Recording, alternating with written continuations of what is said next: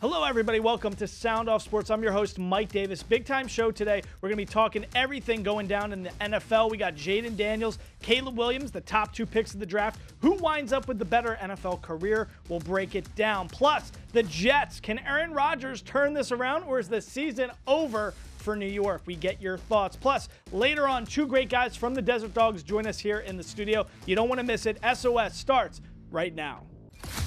Make some noise. This is Sound Off Sports, sponsored by Sam and Ash. Hello and welcome to the Den here at Fox 5 Studios for Sound Off Sports. I'm your host, Mike Davis, joined by my main man, my producer, James Edward Barrickman, the fourth. James, a lot to talk about, a lot going down in the NFL.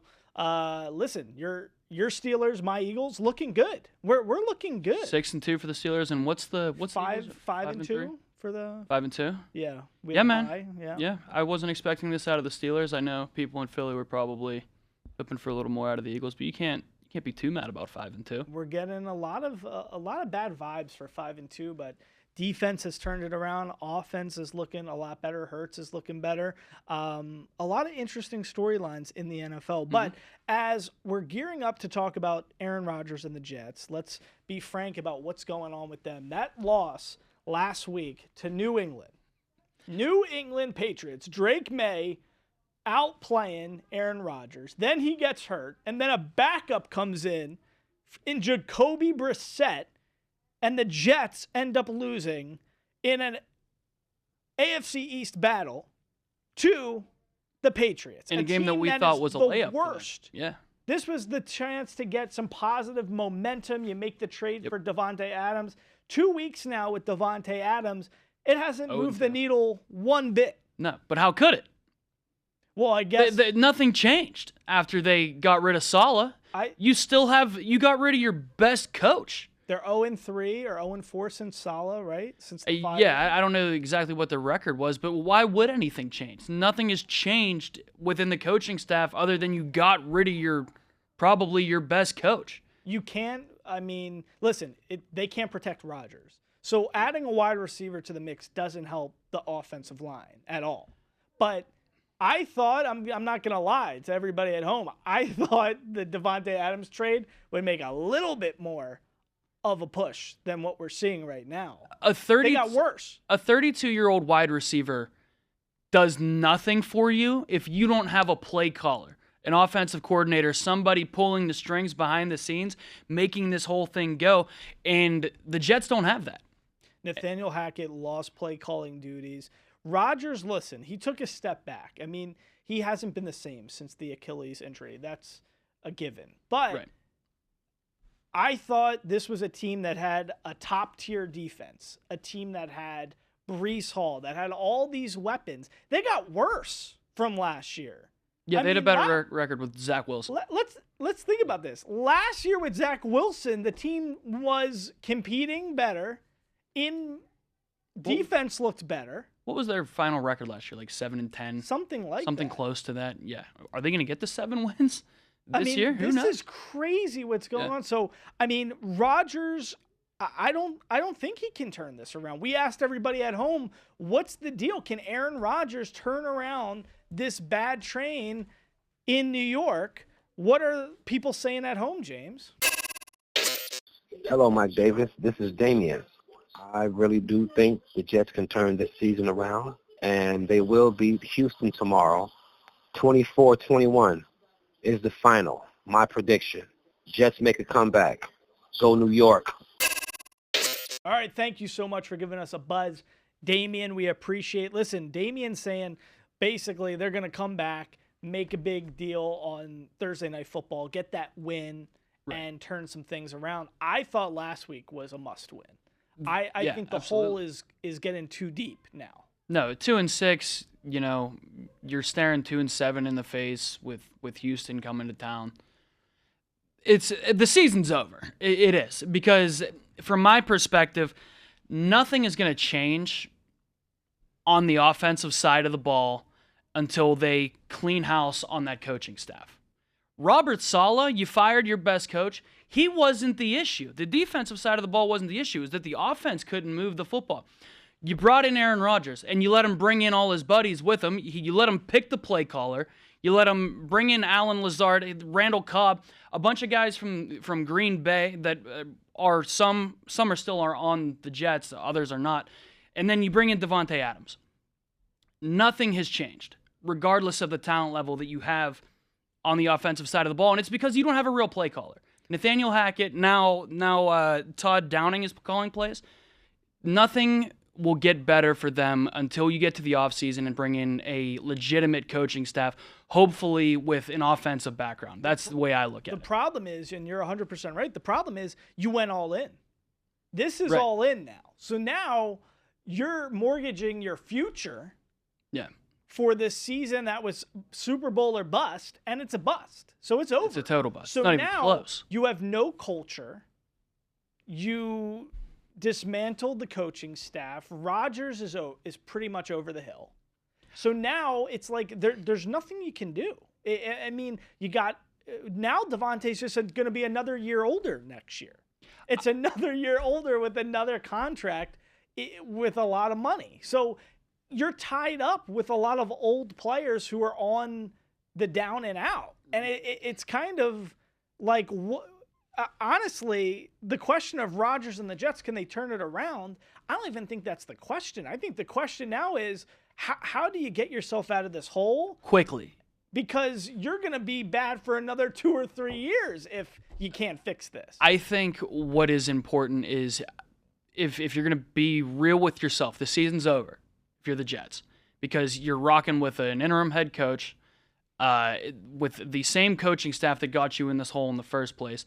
If I'm the Jets, how can I turn this around in one offseason? You can't. That's the thing. I think you could. That's what got them in this position. That's the No. issue I'm because- not talking about going all out for Rodgers. I'm talking about from a coaching staff perspective. There's no. Can you hang on to Rodgers? Can you hang on to Devontae, Garrett Wilson, Breece Hall, a lot of these weapons on the offensive side of the ball and the defensive side of the ball, and bring in the right coaching staff to get this thing figured out in 1 year? The problem is, are they going to be willing to man up and stand up against Aaron Rodgers, who they've seemingly handed the keys to the franchise over to? Stand up at him and say and tell him, this is not your decision anymore. We're going to bring in our guys, and if you don't like that, then you can go too. So if ownership and Woody Johnson isn't giving that power and setting the stage for what the expectation is from a culture standpoint, from a leadership standpoint, from who and what can dictate situations in the locker room to the field, then nothing's going to change. But James, as we head the break, we can talk about this for the entire show. But we got other stuff we got to get to. Before we head the break, let's hear one last thought when it comes to Aaron Rodgers and the Jets. This is from Thomas Robert Means on Facebook. He says, the only way the Jets are going to turn things around is if Woody Johnson has to sell the team.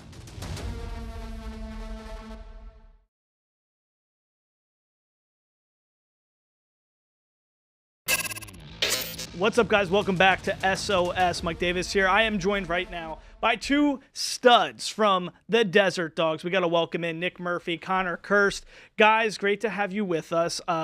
Listen, the season is coming shortly. Training camp is about to start. A lot to talk about. First, though, Nick Murphy is a Vegas kid, a Vegas born and raised guy. This must be so special for you to be playing in your own backyard. You went to High Point, and now you're going to be able to play in front of fans here as a rookie in your hometown.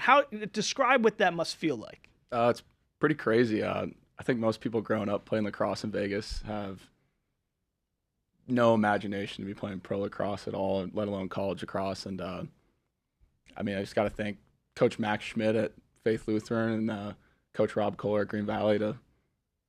They got me to where I am now, and Coach Torpy at High Point recruited me, and it's all just worked out. And speaking of Green Valley, because this is what's so exciting about this season in particular, we're not at Michelob Ultra anymore. Now we're in Green Valley, so for a hometown kid to really know what it's like to live within the community, to play at Lee's Family Forum, you're going to have family members there you're probably going to have ex-girlfriends there every night, right?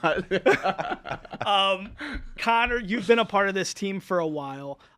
Tell us, we're still waiting for that playoff birth. We're still waiting for a lot of that momentum. What is the team shaping up to look like this year? What does it feel like? Do you feel some new energy, some revitalization just because of the move to Lee's Family Farm? What is the temperature like with the program? Big time. We're going to have our most competitive training camp to date for the past 3 years.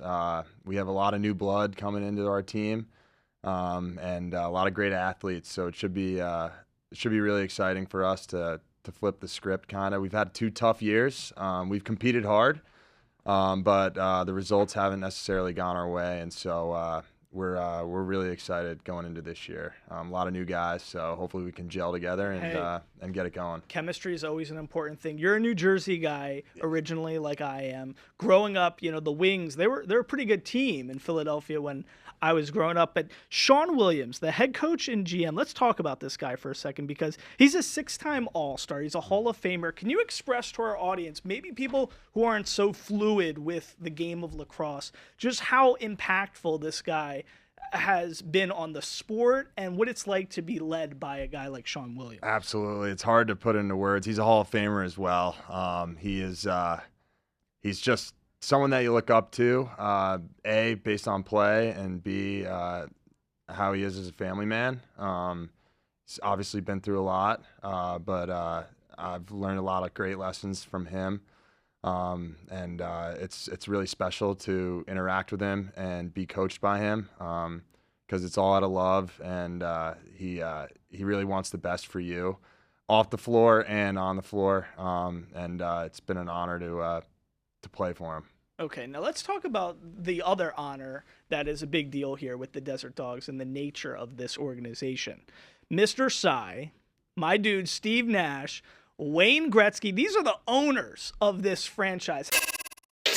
For my complete interview with Connor and Nick from the Desert Dogs, make sure you go to our YouTube page.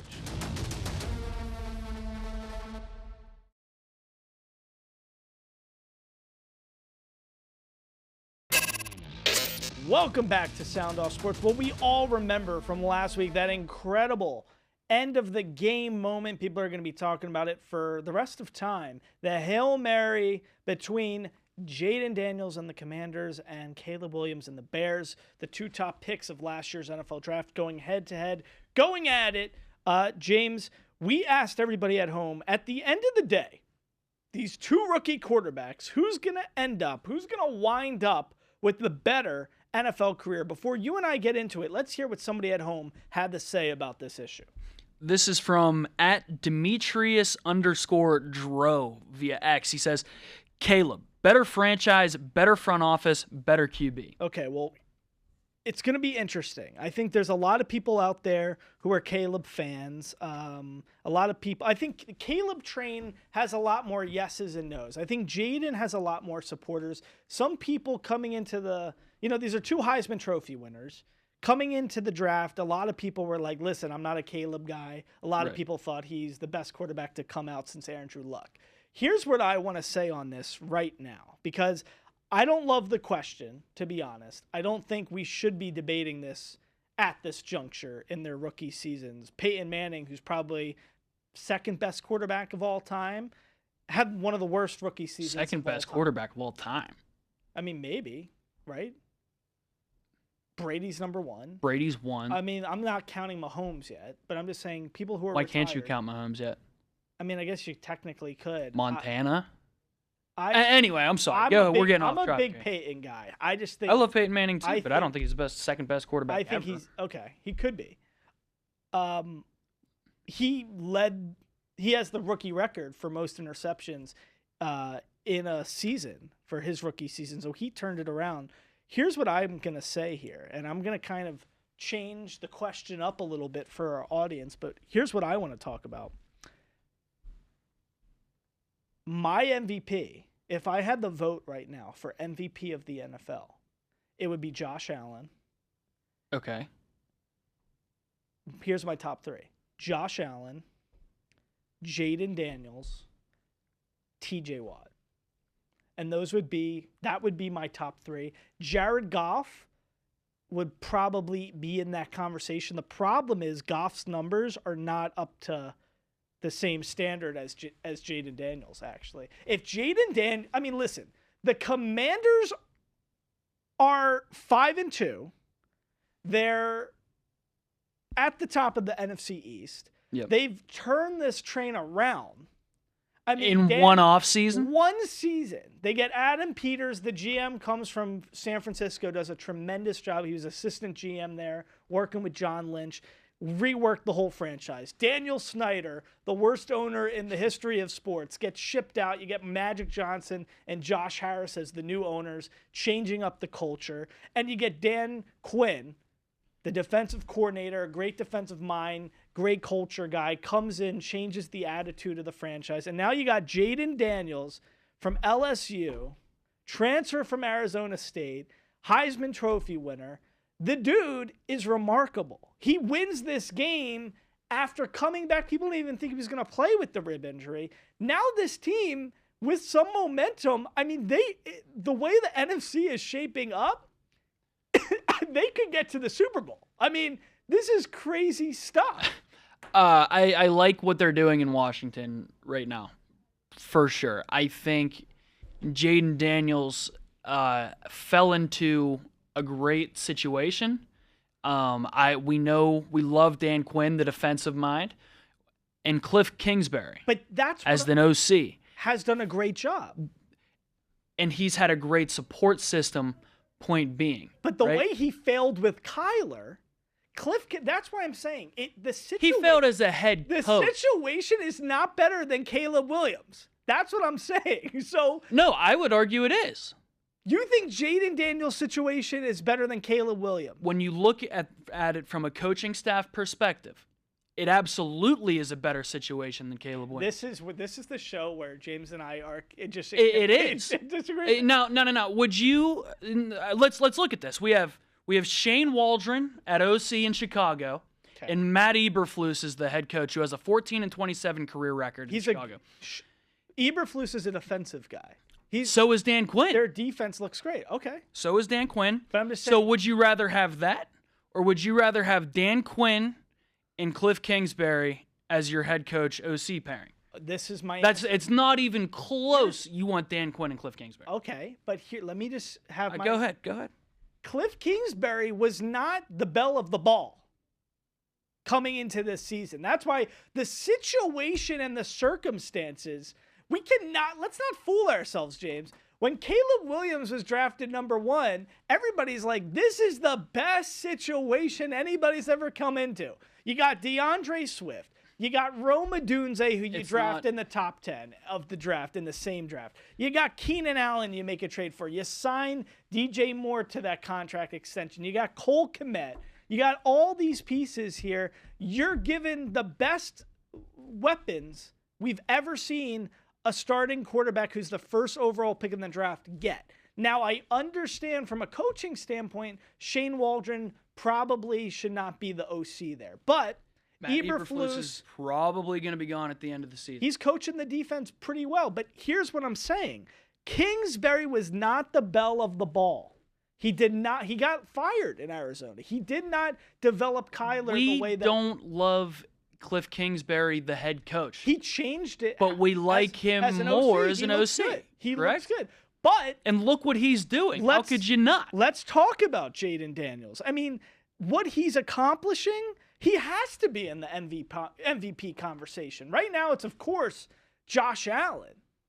But, I mean, this is a guy right now, he's 12th in the NFL in passing yards, 1736. He's got 7 touchdowns, 2 interceptions, and his quarterback rating is 72.7. It's 5th in the NFL right now. Yeah, and he has the 7th highest passer rating, too. He's playing... That's higher than Josh Allen, higher than Jared Goff. I can't give an answer on that right now. I'm just fascinated with everything that's happening at the current juncture. But as we head to break, James, let's get one more response from somebody at home who wants to weigh in on the Jayden versus Caleb dilemma. This is Robert Zaragoza via Facebook. He says, he throws the ball short on a Hail Mary, gets tipped, someone was there, and he gets credit for it?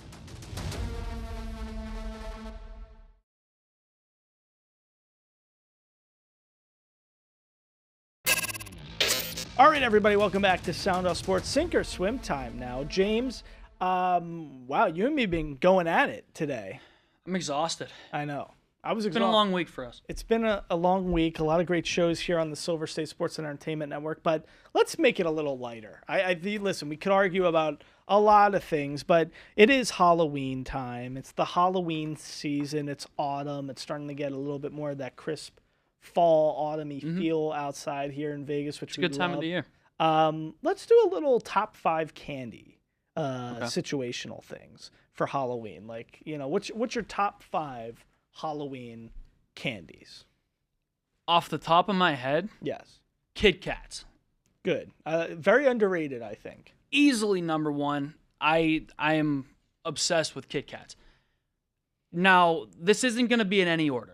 Okay, you're not going to... I don't have... Well, Kit Kats are one. Yeah, we don't have to do an order. Yeah. Just give us your top 5. I got to go... I love a Mr. Good bar. Okay, now explain... Yeah, because the other day, I didn't know what was in a Mr. We Good talked Bar. about this yesterday. You're too young to even... Isn't a Mr. Good Bar for like... Isn't that like an ancient candy bar? I'm not sure how old Mr. Good Bar is. I never see a youngster. I hope like he's still you. with us, Mr. Good Bar, but... What is it? It's just a chocolate bar. all with it peanuts? is it's basically just a Hershey bar with peanuts in it. All right. That's really all it is. And with that being said, a good old-fashioned Hershey bar is in there for me. Wait. Why are you looking at me like that? You're in your top 5. You're just going to do a regular Hershey bar. What's wrong with the classics? Oh my God! You're not even doing the cookies and cream one. No, just a good old-fashioned milk chocolate Hershey bar. Oh my Lord! Call in. in. People. Tell everybody. Call in right now and give us your top 5 candies. What is the best candy? Because And why is it Kit Kat? and should Hershey be a top 5 candy of all time? Enjoy the great week of sports we got going on. We'll see you next time here inside the Den at Fox 5 Studios. Until then, for James Everett Barrickman IV, I'm Mike Davis. We'll see you next time back here at Fox 5 Studios in the Den for SOS. Happy Halloween.